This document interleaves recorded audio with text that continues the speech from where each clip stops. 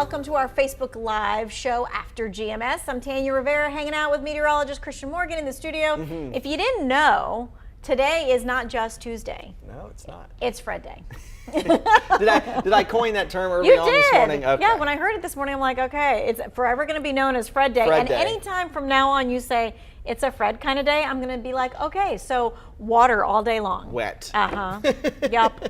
All right, well, let's get to that forecast. And of course, we're going to answer all your weather questions this morning, so you can type those in our little chat below, and we'll get those answered for you. Live look at the radar right now. Things are getting a little bit busier, as expected, as we head into the later hours of the morning. Now, things were dry early on, but notice on this radar loop over the last few hours, these bands of rain, these tropical downpours have really just kind of been popping up and forming, and that's what will be happening as we go throughout the day, and even more so as we go into the afternoon. Some of those could be quite heavy at times too. Notice the general motion of these two, south to north, as Fred moves to the north, pushing through the Atlanta area right now. And the latest check on that, as of 5 o'clock this morning, has it with 35-mile-per-hour winds. So it has been downgraded to a tropical depression. Of course, that was expected as it moves out over land and doesn't really have any moisture or heat source to feed off of anymore. Those heavier bands of rain and the strongest winds now moving north of the Atlanta area at last check. So we'll keep an eye on that as it makes progress over the Appalachian Mountains. Meanwhile, we also have Tropical Storm Grace to the south.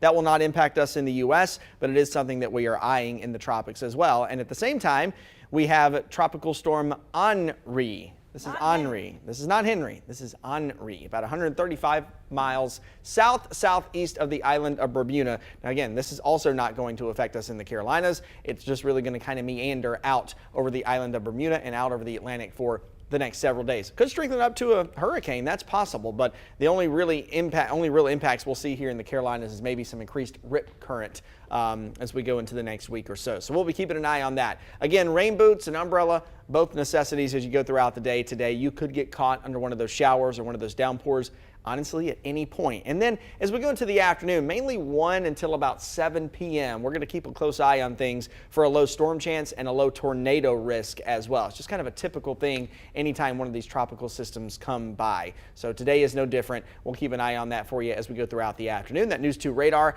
app is a good way to check on things and track along with us as we keep eyes on it for you. And of course, we'll pass along any warnings if they get issued as well. We're still left with some of that tropical rain early for Wednesday morning, but then by Wednesday evening, things do start to clear out and Fred pulls away from us. By Thursday and Friday, it's back to typical summertime weather in the Piedmont. We know how that goes, right? Heat, plenty of humidity, pop-up showers and thunderstorms each afternoon, but those storms will be hit or miss each day through the weekend.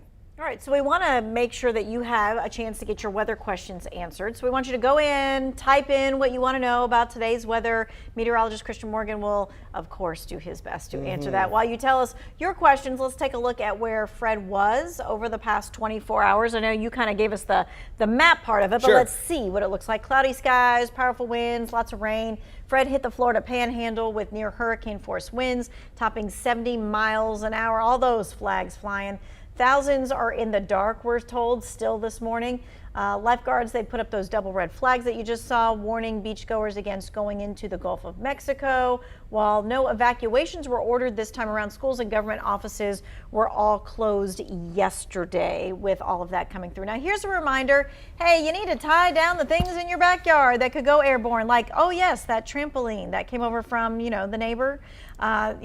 You want to check out how that wind overpowers all those things that can be in your backyard. Wind gusts sent it flying into the neighbor's backyard. It could have been much worse. It could have been in power lines or something else. So, I mean, that's just something that usually when you guys kind of warn us about that there's going to be heavy winds, like that you really do, like bring it a little bit closer up to the house. Do those things. And even just a windy day here in the Piedmont can take your patio furniture down to the neighbor's yard.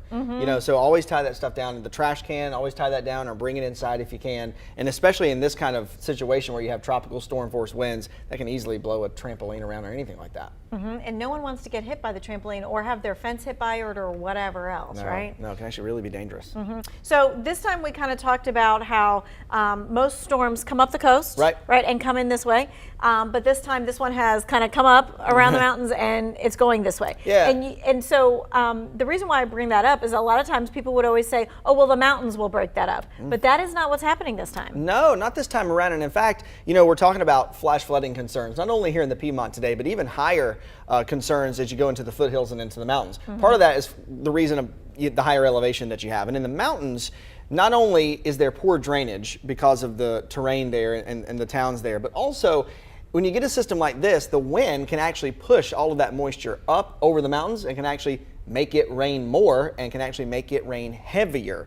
So that will give the mountains probably higher rain totals, generally in that 4 to 6 inch range. So we're talking about a lot of rain for those folks in, you know, a 24 to 48 hour period. So that's why I am more concerned about flash flooding in those areas as well. Yeah, because someone was asking, will there be flooding here? And I don't know where here is, depending where you are. It could be Greensboro. I mean, just even over the weekend. Oh yeah. We had some flooding issues. Those typical trouble spots, you know, always are the things we keep our eye on. You know, Buffalo Creek, it always floods. It can be just a rainy day and Buffalo Creek will flood. And it happens. So we'll keep an eye on that. Typical trouble spots for sure. But of course, if you get one of these heavier bands of rain to set up and kind of sit for a while, there could easily be, you know, ponding on the roadways, you know, overflow from storm drains and that kind of thing. So that's something we'll watch today. All right, yeah, because they were asking were there flood watches or warnings today, kind of thing. If you're west of the Triad, that flooding concern is going to be much higher, especially if you go up to the foothills. If you go into the Wilkes counties, the Yadkin counties, and on up into the mountains, the concern is higher. But still in the Piedmont, we still have a significant flash flood risk that we'll monitor, especially once we get into the afternoon. Okay, all right. So I think that's all the questions that I have there on Facebook that I was trying to get some answers to. Some students are preparing for their first day of school. Families are transitioning their schedules, and that includes making after-school plans, of course. Our Denise McMillar is going to look at how parents can extend their child's learning after class. Well, once the final school bell rings, the learning doesn't have to stop. The YMCA has 5 after-school programs to keep students engaged and active. Each YMCA after-school program is unique, but at Hayes Taylor, their program has 9 different activity components. It includes 21st century learning skills, homework support, tutoring, and physical fitness for kindergarten through middle school students. There's also a Teen Achiever program for older students. But this year, Hayes Taylor isn't accepting as many students because of COVID. Each group has to have their own separate equipment. So instead of us sharing equipment, students are using their own huddle has their own equipment. We have reduced those classroom sizes so that we can physically distance our students. Outside of safety, Hayes Taylor is putting more emphasis on social and emotional development. We know that our children are dealing with a lot of anxieties and a lot of fears, and so when they come into our programs, we are working. We've purchased SEL curriculum, or social emotional learning curriculum. We have a week-long training right before after school starts in many of our branches to make sure our students have those supports. And here at Hayes Taylor, their after-school programs begin on August 30th. Other branches have their programs beginning on the 23rd. There are waiting lists beginning to form.